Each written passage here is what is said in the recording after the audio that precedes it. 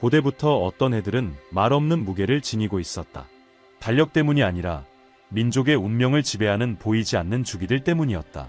그리고 동양의 옛 현자들이 예고한 해들 가운데 지금 다시 신비로운 힘과 함께 돌아오는 해가 있다. 2025년.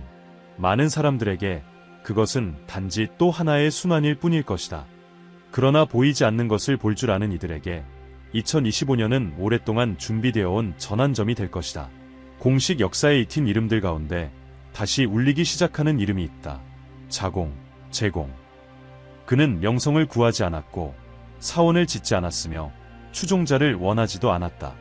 그는 단지 들었다. 시간의 바람을 듣고 하늘의 자취를 읽으며 세상이 항상 흐름 속에 있다는 것을 깨달았다. 그리고 그 흐름 속에서 그는 드문 것을 보았다. 한국에서 시작되는 깊은 변화였다. 자공은 마치 먼 곳에서 전해지는 것을 번역하듯 차분히 말하곤 했다. 그는 세상이 나선형으로 움직이며 그 나선이 이제 동양을 향해 돌고 있다고 말했다. 그는 징조들이 정렬될 때 한국은 더 이상 분단된 땅으로 보이지 않고 부활의 중심지로 인식될 것이라고 보았다. 그러나 그 부활은 강대국이나 조약을 통해 이루어지지 않는다. 변화는 한 존재의 출현으로 시작될 것이다. 침묵에 쌓인 인물. 두 번째 자미성인.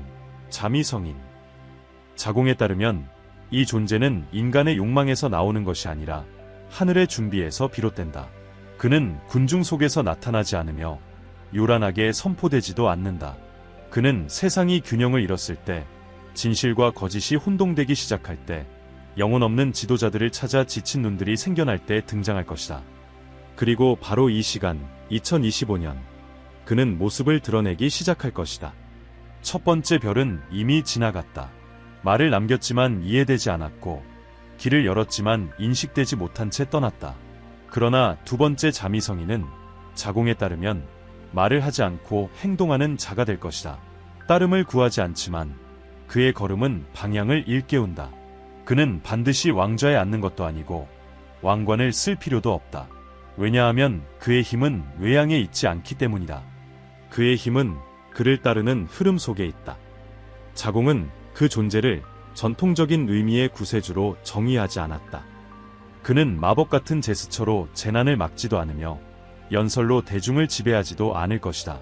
그는 단지 침묵 속에서 물줄기의 흐름을 바꾸기 시작하는 자가 될 것이다. 그리고 그와 함께 한국은 분단된 땅에서 영적 중심으로 거듭나게 될 것이다. 왜냐하면 분열의 땅에서야말로 통일의 기적이 더욱 강하게 드러나기 때문이다. 고대의 가르침들은 이를 말했다. 하늘이 땅과 일치하는 시기, 그리고 그 땅에서 새로운 언어가 솟아나는 때, 말로 된 언어가 아니라 미묘한 움직임과 깊은 몸짓, 선언 없이 변화를 일으키는 행동의 언어다. 자공은 그 시간이 2025년의 에너지와 연결되어 있다고 말했다. 사건들뿐 아니라 숨겨진 의미들로 표시된 해. 예언이 단순한 말이 아니라 현실에 닿기 시작하는 해. 극단 속에서 단련된 한국 민족이 가장 먼저 느끼게 될 것이다. 그들의 역사는 오랜 기다림과 강제된 분단, 쉽게 사라지지 않는 희망으로 가득했다. 그리고 바로 그 민족 안에서 두 번째 자미성인이 나타날 것이다. 그는 지도자로 태어나지 않는다. 그는 응답으로서 드러난다. 마치 시간 그 자체가 그를 이 순간을 위해 간직해온 듯이 모든 것을 잃어보았기에 이제는 더 이상 잃는 것을 두려워하지 않는 존재. 깃발을 들지 않지만 걸음을 내디듬으로써 길을 드러내는 존재. 자공은 말하곤 했다. 세상은 힘에 굴복하지 않고 흐름에 순응한다고. 그리고 2025년에 시작되는 흐름은 귀환의 흐름이다. 시간이 중심으로 되돌아가기 시작한다. 한국은 더 이상 변두리가 아니라 출발점이 된다. 그리고 이 움직임은 법령이 아니라 존재로 인해 시작된다. 그 존재는 북과 남, 빛과 어둠, 말과 침묵 두 극의 에너지를 동시에 지닌 자다. 그 존재가 움직이기 시작하면 오래된 구조들이 흔들릴 것이다. 반란 때문이 아니라 더는 의미를 갖지 못하기 때문이다. 정치의 언어는 공허해지기 시작하고 분리의 벽은 더 이상 흐름을 막지 못한다. 사람들은 새로운 방식으로 자신을 인식하기 시작한다. 북은 더 이상 적이 아니게 되고 남은 더 이상 고립되지 않는다. 그리고 그 둘 사이에서 보이지 않는 실이 나타나기 시작한다. 몸짓으로, 미묘한 변화로, 화해의 숨결로 짜여지는 실. 그래서 2025년은 단순한 해가 아니다. 그것은 경계선이며 새로운 것이 다가오는 것이 아니라 실제로 드러나기 시작하는 시점이다. 세상은 그것을 완전히 이해하지 못하더라도 느끼게 될 것이다. 그리고 지금까지 외부의 시선에 감시받아온 한국은 다른 의도로 바라보이기 시작할 것이다. 힘 때문이 아니라 균형의 가치를 상기시켜주는 능력 때문이다. 두 번째, 자미성인의 출현은 갑작스럽지 않다. 그의 존재는 사람들이 인식하기 전부터 세상을 바꾸기 시작할 것이다. 일상 속에 갇힌 한국은 가장 먼저 이 변화를 감지하게 될 것이다. 작은 변화들을 통해 바로 그 미세한 변화들이 새로운 방향의 탄생을 드러낸다. 자공은 이 신호들을 해안에 먼저 닿는 부드러운 파도라고 묘사했다. 그리고 첫 번째 신호는 언어의 변화다. 단지 공식적인 말이나 대중적 연설의 언어만이 아니다. 사람들이 자신에 대해, 타인에 대해, 미래에 대해 말하는 방식 자체가 달라진다. 분열의 어휘는 힘을 잃고 딱딱한 표현들은 유연해진다. 공포와 단절을 담고 있던 오래된 용어들은 새로운 현실을 이름 붙이는 언어로 바뀌어간다. 두 번째 신호는 보다 내면적이다. 그것은 젊은이들의 눈빛 속에 있다. 전쟁 이후에 태어났지만 피 속에 흐르는 기억을 지닌 그들. 불신의 폐허 속에서 자라난 그들은 이제 다른 것을 갈망하기 시작한다. 생존이 전부였던 이전의 세대와 달리 이제는 의미를 찾기 시작한다. 그리고 그에 따라 질문이 달라진다. 누가 옳은가에 대한 질문이 아니라 어떻게 함께 걸어갈 수 있는가에 대한 물음으로. 이 시기 학교는 교과서를 바꾸기 시작한다. 교사는 다리가 되고 남북의 학생들은 물리적으로는 나뉘어 있지만 글과 생각, 음악과 꿈으로 연결된다. 이는 어떤 계획으로 공표된 것이 아니다. 그러나 모든 것은 더 큰 조율처럼 진동한다. 지도로 그리기 전에 먼저 영혼에서 시작되는 통일이다. 그 사이 두 번째 자미성인은 여전히 가장자리에 머무른다. 그의 정체는 아직 수수께끼다. 이미 알려졌지만 인식되지 않은 사람일 수도 있고 조용한 땅에서 평범함 속에 자라나는 중일 수도 있다. 자공은 말했다. 그는 후광도 박수도 없이 나타날 것이다. 영적 공허에 대한 응답으로 나타날 것이다. 상실과 침묵, 기다림을 이미 겪어본 존재. 바로 그 숨겨진 여정이 그를 명령하지 않고도 인도할 수 있는 자로 만든다. 이러한 흐름 속에서 정치는 중심이 되지 않는다. 단지 반영일 뿐이다. 쌓여가는 위기들, 권력 내의 분열, 제도의 붕괴, 이것들은 문제가 아니라 신호다. 마치 낡은 것이 자리를 내어주는 것처럼 비록 고통스럽게라도 구조가 해체되는 것은 또 다른 존재가 자리 잡기 위해서다. 그것은 눈에 보이는 구조가 아니라 하나의 주파수. 선포되지 않고도 걸어가는 자의 주파수다. 자공은 말하곤 했다. 두 번째 자미성인은 군대가 필요하지 않다고. 그의 움직임은 영적이지만 종교적이지 않다. 그는 사원을 세우지 않지만 마음을 울린다. 청중을 찾지 않지만 지나간 자리마다 흔적을 남긴다. 그리고 그의 길을 마주한 이들은 비록 이해하지 못하더라도 자신이 무언가 다른 것 앞에 서 있다는 걸 느낄 것이다. 그것은 지금 이 세상이 나은 것이 아니라 세상이 도달해야 할 운명에서 비롯된 것이다. 그의 주변에서는 모든 것이 변한다. 굳어진 지도자들은 망설이기 시작하고 권위적인 목소리는 힘을 잃으며 마비된 제도는 변화하지 않으면 안 되는 상황에 놓인다. 그러나 자공이 말하길 가장 인상적인 변화는 바로 민중 속에서 일어날 것이라고 했다. 그것은 조용한 깨어남. 한때 분단되었지만 결코 사라지지 않았던, 단지 잠들어 있던 한국의 고유한 영혼이 되살아나는 것이다. 그 기억은 확산되기 시작한다. 시장에서, 학교에서, 산길에서, 촛불로 밝혀진 골목에서, 뉴스로 전해지는 것이 아니라 느낌으로. 그리고 그 느낌 속에서 사람들은 움직이기 시작한다. 반란이 아니라 재해로. 통일이라는 개념은 더 이상 정치적인 말이 아니라 내면적인 감각이 된다. 단지 하나의 국가가 되기 위함이 아니라 하나의 집단 의식으로 돌아가고자 하는 열망이다. 자공은 새로운 주기가 오기 전 거대한 사건이 아닌 일상의 균열이 먼저 나타날 것이라고 했다. 그리고 그 균열들은 이미 시작되었다. 공허한 말과 약속에 익숙해진 한국인들은 이제껏 경험한 적 없는 새로운 존재감을 느끼기 시작했다. 마치 공기의 밀도가 바뀐 듯 침묵의 주파수가 말과 시선, 그리고 가장 단순한 몸짓을 관통하는 듯했다. 언론은 여전히 스캔들의 굴레에 갇혀 있었지만 설명할 수 없는 무언가에 의해 밀려나기 시작했다. 말들이 변하기 시작했다. 갑자기 몇몇 기자들은 새로운 어조를 사용하기 시작했고, 분노로 가득 찼던 표현들이 점점 더 사색적인 언어로 바뀌어갔다. 갈등 중심의 보도는 점점 화해, 치유, 재회의 이야기들의 자리를 내주었다. 이것은 계획된 움직임이 아니었다. 그것은 흐름의 메아리였다. 자공은 말했다. 때가 오면 외연을 믿지 않던 이들마저도 그 흐름에 이끌리게 될 것이라고. 왜냐하면 이러한 변화는 억지로 이루어지는 것이 아니라 스며들기 때문이다. 그리고 그것이 실제로 일어나기 시작했다. 정치인은 망설이고 지도자들은 직접적인 충돌을 피하며 거리에서도 뜨거웠던 논쟁들이 점점 더 깊은 경청으로 변해갔다. 사람들은 아직 이유를 알지 못했다. 그러나 분명히 무언가가 달라져 있었다. 그런 분위기 속에서 한 인물이 주목받기 시작했다. 카리스마 때문도 외모 때문도 아니었다. 바로 일관성 때문이었다. 말수가 적고 조용한 과거를 지닌 한 남자가 사람들의 관심을 끌기 시작했다. 그는 추종자를 원하지 않았지만 그의 발걸음은 사람들을 이끌었다. 그는 스스로를 해결책으로 내세우지 않았지만 그의 존재는 사람들에게 안도감을 주었다. 그에게는 깊이 있는 인간성과 동시에 설명할 수 없는 수수께끼가 있었다. 그를 두고 어떤 이들은 이미 한 차례 거절당한 인물이라 했고, 또 어떤 이들은 오랜 세월 사라져 있었다고 말했다. 그러나 누구나 공통적으로 느낀 것은 그의 걸음걸이가 평범한 사람의 것이 아니라는 점이었다. 그의 눈에는 너무 많은 것을 본 자의 무게가 담겨 있었고, 동시에 흐름에 저항하지 않는 자만이 지닌 가벼움이 있었다.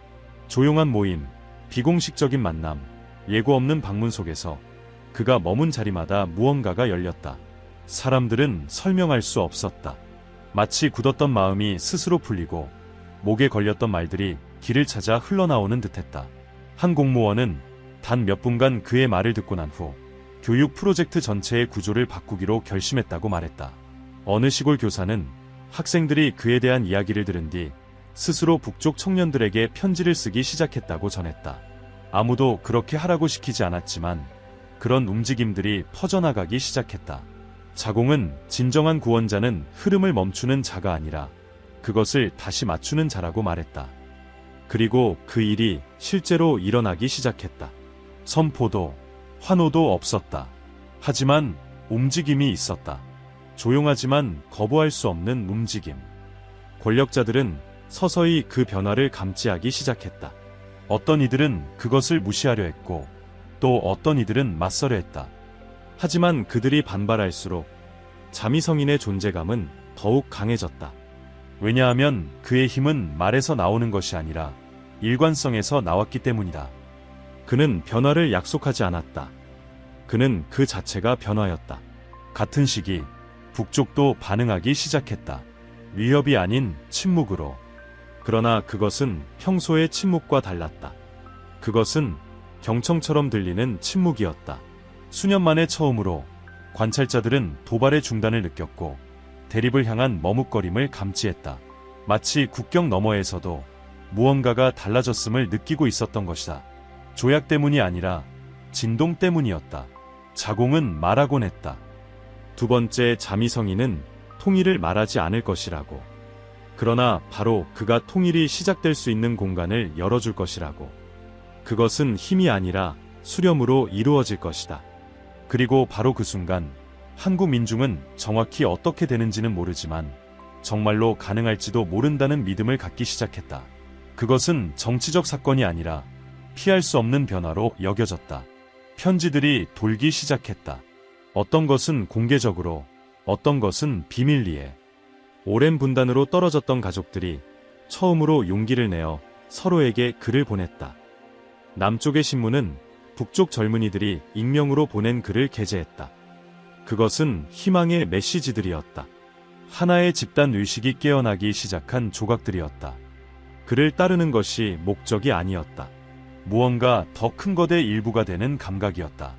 마치 그가 민족의 정신 자체와 하나가 된 것처럼 분단 이후 잠들어 있던 혼이 이제 부드럽고도 정밀하게 깨어나기 시작한 듯.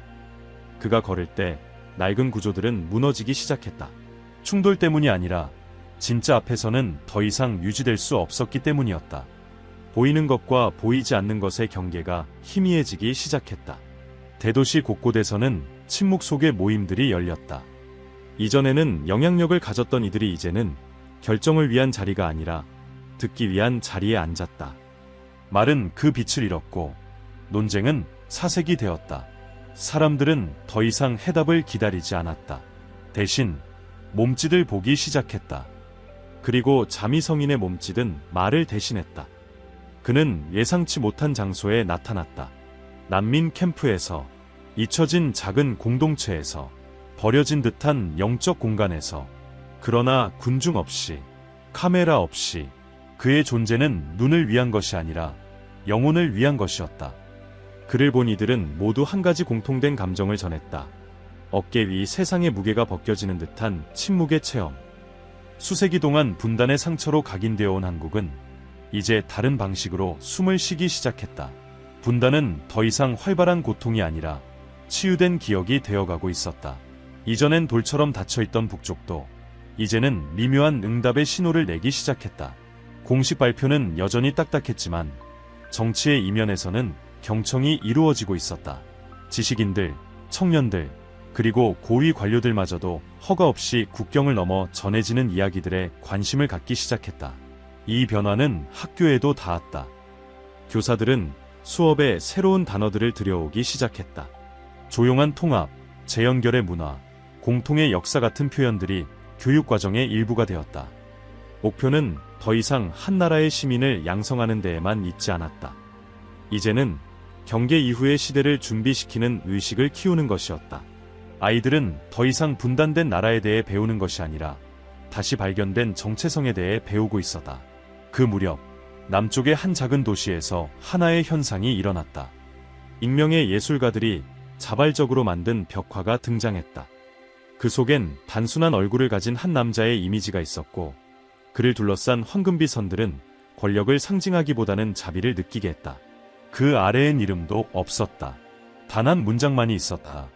그는 이름 붙여질 필요가 없다. 그는 이미 우리를 이끌고 있다. 누구도 그 그림의 주인을 자처하지 않았다. 하지만 며칠 만에 그 벽화는 전국 곳곳에서 재현되기 시작했다. 자공은 이것을 예언한 바 있다. 강요 없이 이미지가 나타날 때 그것이 두 번째 결정적 순간이라고. 민중이 자각하지 못한 채로 이미 새로운 방향을 받아들인 순간. 왜냐하면 받아들임은 명령이 아니라 공명으로부터 오기 때문이다. 그리고 한국은 지금 말로는 설명할 수 없지만 확실히 느낄 수 있는 어떤 것과 하나 되어 나아가고 있었다. 국제 언론은 이에 주목하기 시작했다. 정치적 사건 때문이 아니라 사회적 변화들 때문이다. 보고서들은 국가적 어휘 변화에 대해 언급했고 연구자들은 다시 우리나 귀환의 시간과 같은 표현들이 SNS상에서 급증하고 있음을 밝혀냈다. 새로운 한국의 영성에 대한 다큐멘터리들도 제작되기 시작했다. 그리고 모든 이들이 묻기 시작했다. 여기서 도대체 무슨 일이 벌어지고 있는가? 하지만 누구도 정확히 지목할 수는 없었다. 공식적인 지도자가 있는 것도 아니었고 조직된 운동이 있는 것도 아니었기 때문이다. 단지 스스로 말하지 않아도 이미 모든 것을 말해버린 한 존재의 현존이 있었다. 두 번째 자미성인은 주목을 구하지 않았다. 그러나 이제 예언을 믿지 않던 이들마저도 이것이 정치가 아니라 역사라는 것을 느끼고 있었다. 유엔은 조용히 하나의 보고서를 냈다. 한국을 세계 문화 전환의 중심지로 지칭하는 내용이었다. 어떤 이들은 그것을 칭찬으로, 또 어떤 이들은 경고로 받아들였다. 하지만 자공의 예언은 명확했다. 세계가 더 이상 한국을 분단 때문이 아니라 그 깊이 때문에 바라보기 시작할 때 새로운 주기는 이미 작동하고 있을 것이다. 그리고 그 시간은 도래했다. 기존의 제도들은 반응하기 시작했다. 정치권 일부는 점점 존재감을 키워가는 그 인물을 무시하거나 영향력을 축소하려 했다. 그러나 이미 늦은 일이었다. 자미성인은 공간을 쟁취하지 않았고 공백을 채웠다. 그는 결정을 내리지 않았다. 의심을 해소했다. 그리고 그것은 어떤 수단으로도 막을 수 없는 것이었다. 군은 조용히 재편되기 시작했다. 고위 장교들 사이에서도 균형의 개념이 교육에 포함되었고 국가 안보는 단지 방어가 아닌 재연결의 차원에서 고민되기 시작했다. 적이라는 개념은 전략의 가장 깊은 층에서도 점차 의미를 잃어갔다. 방어는 더 이상 반대에 맞서는 것이 아니라 더 큰 것을 위한 것이었다. 종교계에서도 움직임이 일어났다. 불교 사찰, 교회, 명상센터들이 상징적인 만남을 갖기 시작했다. 교리를 논의하기 위해서가 아니라 오직 한 가지 마음, 한국의 내면적 평화를 위해 기도하기 위해서였다. 서로 다른 전통의 영적 지도자들이 처음으로 제단을 내려와 함께 걸었다. 그리고 그들이 걷는 곳마다 집단적 고통의 기억은 서서히 녹아내렸다. 자공은 일찍이 말했었다. 예언이란 정확한 예보가 아니라 섬세한 지도라고. 그리고 그 지도는 이 시대를 가리키고 있었다. 통일이 먼 개념이 아니라 움직이는 영적 현실이 되는 시간. 분단은 법령으로, 조약으로 사라지지 않을 것이다. 하지만 숨결로 사라질 것이다. 그 숨결은 이미 한국 위를 흐르고 있었다. 영혼을 만지고 의도를 다시 쓰며 이 민족이 진정 누구인지를 기억하게 하고 있었다. 자미성인의 존재는 전쟁을 멈추지 않았다. 갈등을 종식시키지도 않았다. 하지만 그 갈등을 계속하고자 하는 욕망을 사라지게 했다. 그의 힘은 직접적인 행동에 있지 않았다. 오히려 갈등이 태어나는 장 자체를 변화시키는 능력에 있었다. 통일을 말로 선언하지 않았지만 그는 스스로 이전과 이후 사이의 다리가 되었다. 두려움과 희망 사이, 잃어버린 것과 아직 피어날 수 있는 것 사이의 다리. 한국은 스스로를 다르게 보기 시작했다. 사람들은 더 이상 결핍만을 바라보지 않고 회복될 수 있는 것들에 눈을 돌리기 시작했다.